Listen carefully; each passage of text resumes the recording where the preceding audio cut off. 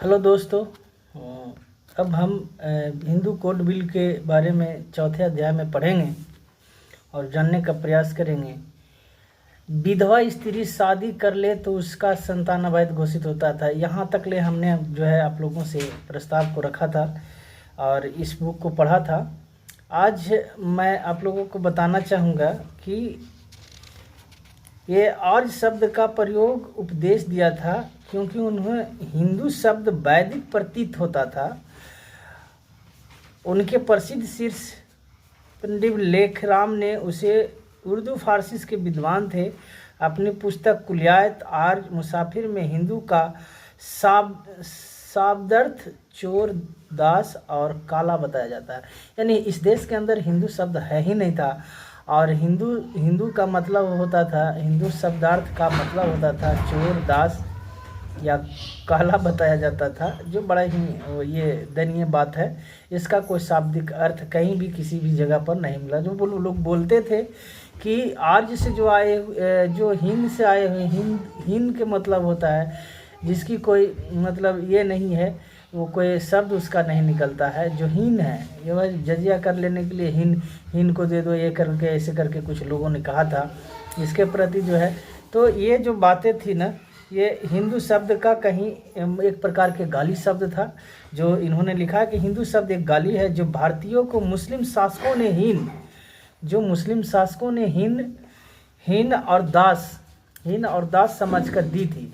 यानी मुस्लिम जो शासक इस देश में अपनी राज्य चलाए, उन्होंने हीन कह के एक गाली शब्द होता है तो वो गाली देने का काम करते थे। अतः कोई भी आर्य अपने आप को हिंदू न कहलाए, किंतु उनकी शिक्षा पर आर्य समाजी भी आचरण न कर सके और वह भी हिंदू ही कहलाते हैं। यानी कि जितने भी आर्य समाज थे वो सब लोग बोले थे कि हिंदू को के नहीं कहलाना है, क्योंकि ये गाली शब्द है और ये बहुत ही दयनीय बात है। अब प्रायः सारे भारत में इस चातुर्वर्ण के लिए हिंदू शब्द लोकप्रियता हो चुका है। अब जो है इस देश में हिंदू शब्द लोकप्रिय होता जा रहा है, लोकप्रिय हो गया है। अतः इसका स्रोत चाहे कुछ भी क्यों न रहा हो, किंतु हर हिंदू अब इस शब्द को अपना चुका है। अब जो है, जो पहले ही इसको लोग गाली समझ रहे थे, अब जो है उसको हिंदू कह रहे हैं, जबकि इस देश के अंदर कोई हिंदू है ही नहीं और हिंदू शब्द कुछ है ही नहीं।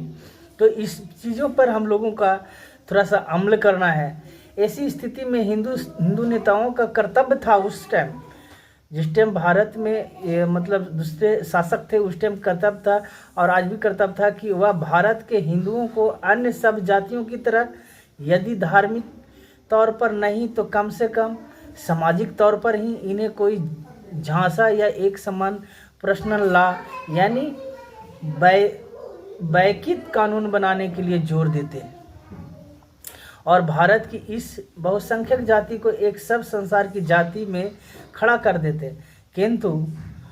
किंतु उन्होंने ऐसा करना उचित नहीं समझा।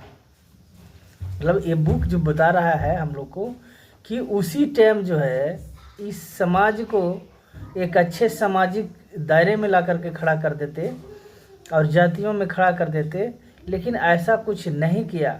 हमारे मत में ऐसा इस कारण से नहीं हुआ क्योंकि इस देश की नेतागिरी सदा से ब्राह्मण विद्वानों के हाथ में रहा है। यानी इसलिए ऐसा नहीं किया गया कि हमारे देश में जब इस देश आज़ाद हुआ तो आज़ादी के बाद जो है इस देश में जितने भी सत्ताधारी रहे वह विद्वान ब्राह्मण हुआ करते थे। इसके वजह से इस पर कोई विचार विमर्श नहीं किया गया।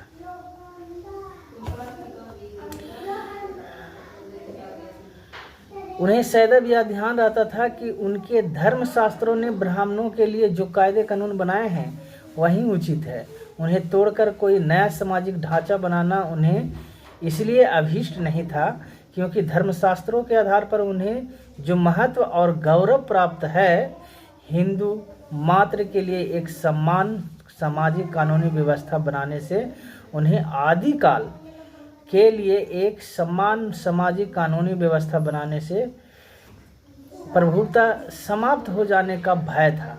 यानी उन लोगों को जो है एक भय था कि हम लोग जो है अगर इस प्रकार से करेंगे तो हमारी जो धार्मिक चीज़ें जो है, रीति रिवाज जो है, और उसमें इंटरफेयर हो जाएगा और जो हम लोगों के लिए बेहतर नहीं होगा।